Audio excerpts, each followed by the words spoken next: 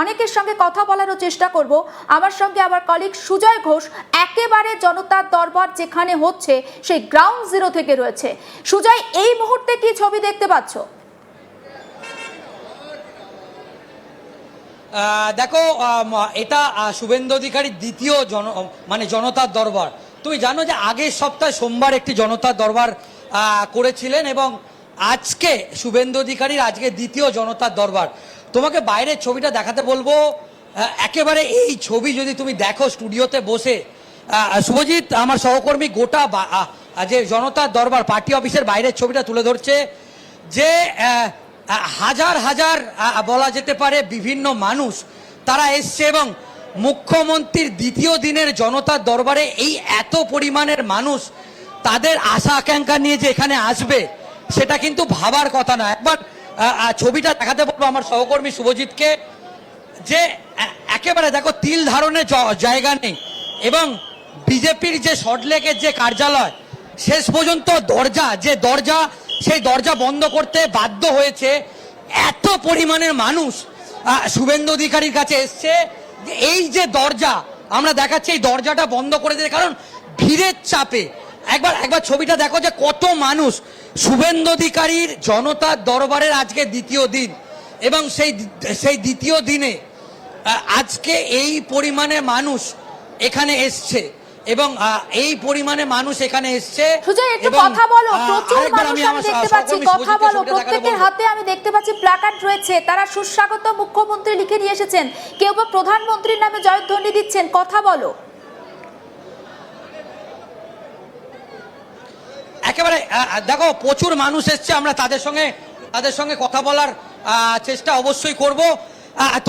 তোমাকে দেখাচ্ছি নানান মানুষ, তারা নানান সমস্যা নিয়ে এসছে এবং এই মুহূর্তে পুলিশকে রীতিমতো হিমশিম খেতে হচ্ছে।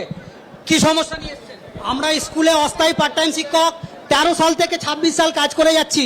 হ্যাঁ, প্রতিদিন ক্লাস নেওয়া এবং ফুল টিচারের সমান কাজ করছি, বেতন 3000 টাকা। হ্যাঁ, এই সরকার আমাদের শেষ করে দিয়ে গেছে। নতুন সরকারের আশা ওপর আমরা নির্ভর করছি যে আমাদের দয়া করে যেন স্থায়ী স্বীকৃতি দেয়। হ্যাঁ, আমাদের বেতন কাঠামো চালু করে। আমরা স্কুল পার্ট টাইম শিক্ষক, আমরা 2013 সাল থেকে তার আগে থেকে আমরা পার্ট টাইম করছি। স্কুল ম্যানেজিং কমিটি আমাদের 2 থেকে 3000 টাকা মাইনে দেয়। আমরা আজকের মাননীয় মুখ্যমন্ত্রীর কাছে দাবি করছি যে আমাদের 60 বছরের স্বীকৃতি মর্যাদা যাতে দেওয়া হয়, সেজন্য আমরা আজ এখানে এসেছি। একেবারে দেখো মুখ্যমন্ত্রী শুভেন্দু অধিকারীর কাছে কত পরিমাণে মানুষ এখানে এসছে এবং কেউ ফুল নিয়ে এসছে, কেউ দেখো মুখ্যমন্ত্রীর যে গাড়িটা সেটাকে এখানে রাখতে রীতিমতো হিমশিম খাচ্ছে। এত পরিমাণের মানুষ যে আজকে আসবে এবং সবাই শুভেন্দু অধিকারী জিন্দাবাদ, মুখ্যমন্ত্রী জিন্দাবাদ। এবং একজন দেখছি যে তারা মুখ্যমন্ত্রীর জন্য ফুল নিয়ে এসছে।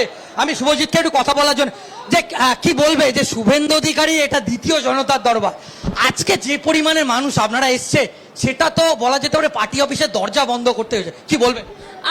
আমরা মাননীয় মুখ্যমন্ত্রীর কাছে সত্যি খুব আশাবাদী। আমরা ফ্রেশার্স এমপ্লয়েড ক্যান্ডিডেট, আমরা 22,000 ফ্রেশার্স চাকরি টাকার জন্য নিস।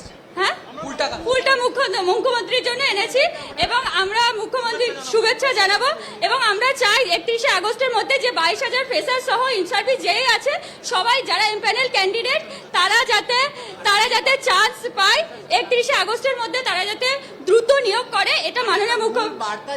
হ্যাঁ, আমরা মাননীয় মুখ্যমন্ত্রীর উপর আমাদের পূর্ণ ভরসা আছে। আমরা জানি জাতীয়তাবাদী সরকার গঠিত হয়েছে, ওনারা বেকারত্বের যন্ত্রণা থেকে আমাদেরকে মুক্তি দেবেন।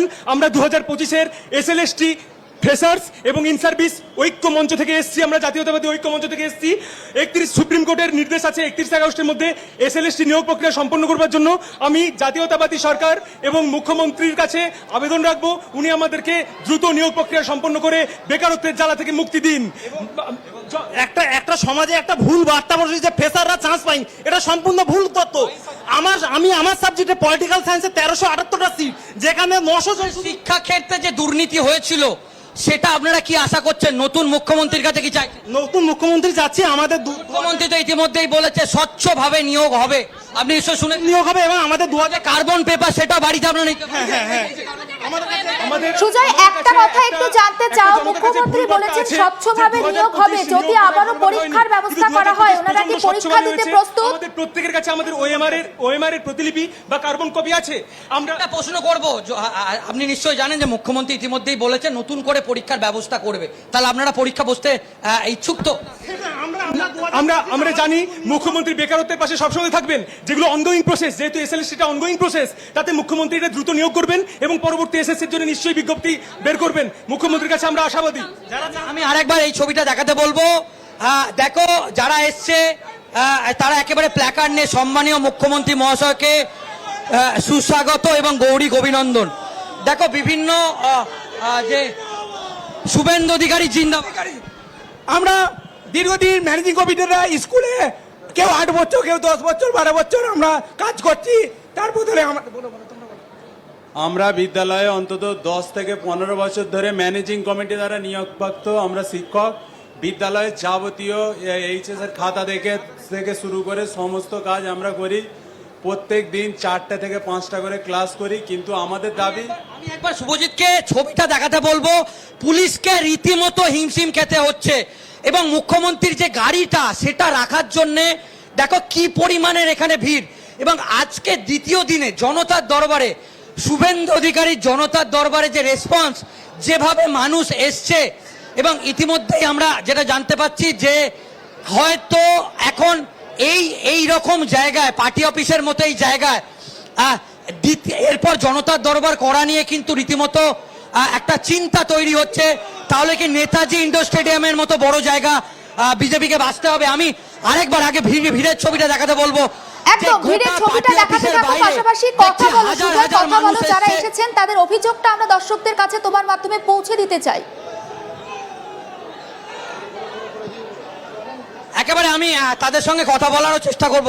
কি বলবেন মুখ্যমন্ত্রী?